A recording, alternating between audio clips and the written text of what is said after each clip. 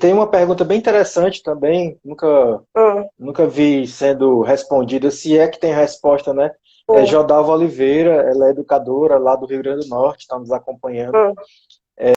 Quem são as mulheres mais vitimadas? As mais jovens ou as mais velhas? Tem esse tipo de levantamento de dados? Não, não existe, gente. O que pode ser, e aí, por exemplo, se chegar na delegacia da mulher, aí você vai conseguir fazer assim, o tipo de violência que é mais recorrente. A psicológica está mais em cima, mas perfil de idade, não. Você tem um perfil socioeconômico, quem denuncia mais. Quem denuncia mais são pessoas de classes sociais, né? Classe média baixa, né? Pessoas né, pobres, que estão numa situação mais de vulnerabilidade. Aquela mulher que tem um poder aquisitivo maior, ela possivelmente ela não denuncia, né? Às vezes até por vergonha, Então às quer vezes para dizer querer que. manter o status da relação. Entendi. Só para confirmar, então quer dizer que não há uma relação em relação à faixa etária, mas sim com o Não, tipo de violência, que é a violência psicológica mais comum, e e o com a questão salto socioeconômica, que são as sim, sim, mulheres de menor renda. É isso? sim, sim, sim. Voltando aqui, a questão da manutenção das relações. E aí eu vou falar que eu sei que não é muito novidade, mas a gente sabe que existem igrejas, que a gente não vai falar que são todas, mas existem igrejas e tem um discurso muito assim, minha filha, se você tiver com seu marido e tiver com problema, você fica com ele, você vai orar, que ele vai melhorar. Ou então, como eu escutei um caso que eu atendi semana passada, o seu marido, ele é responsabilidade espiritual sua. Então você não se separa dele, não. Olha só, mais uma responsabilidade que a mulher tem, além dos filhos, do marido e da vida espiritual do marido dela. Né? Temos vários discursos, né, que a história que a mulher tem que ser submissa, né, o olhar que a igreja historicamente também colocou a mulher, né, se a mulher nunca foi protagonista, ela veio protagonizar na igreja de uns tempos para cá, né, hoje você tem pastora, apóstolo, são coisas que elas são invisibilizadas.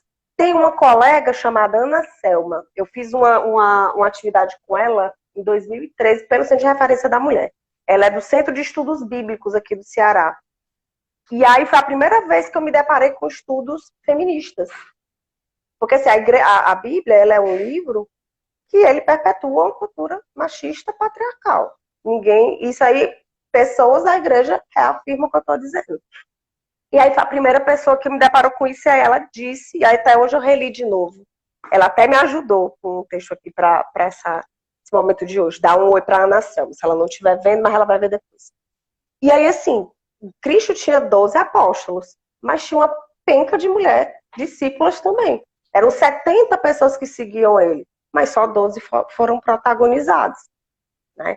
E aí, um texto que eu estava lendo hoje foi muito interessante. Quando na hora que ele estava lá na cruz, não foram os homens que estavam com ele, né? Foram as mulheres. Né? Então, assim, por que sempre a gente é invisibilizado? Por que a gente sempre fica em segundo plano? Porque é uma estratégia de poder do machismo. Ah, Milena, mas o feminismo também, gente, feminismo não dá. Feminismo é horrível. O feminismo não é contrário do machismo. Primeira coisa. O machismo ele mata, isso é bem clichê, mas isso tem que ser dito. Feminismo, machismo mata, mas feminismo ele não mata. Né? Feminismo é uma forma, é uma estratégia de luta de nós mulheres para que a gente tenha a nossa dignidade e os direitos. Apenas. Não é para atropelar homem, não é para tomar cargo de padre ou de pastor de igreja, nada disso. Não é para maltratar o meu marido. Enfim, é uma questão de respeito. Né? E o feminismo ele não é ruim. Até vendo também que Jesus foi um feminista. Né? Ele pode ter sido feminista na nomenclatura, né? Porque isso é algo recente. Mas a forma como ele dialogava com as mulheres era assim. Era uma forma de respeito, era uma forma feminista de dizer eu tenho você igual, eu não vejo você diferente de mim. Mas historicamente o cristianismo ele foi criado justamente para isso, para a gente falar cada vez. Quer falar?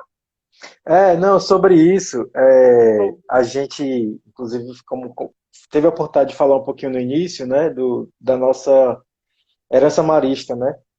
E também, algum tempo atrás, poucos anos, na verdade, eu vi alguns irmãos comentando um pouco sobre a espiritualidade marista, é uma espiritualidade. Aliás, a fala é basicamente assim: a congregação dos irmãos maristas é uma congregação de homens, mas é uma congregação de homens que tem uma espiritualidade feminina, porque é de Maria.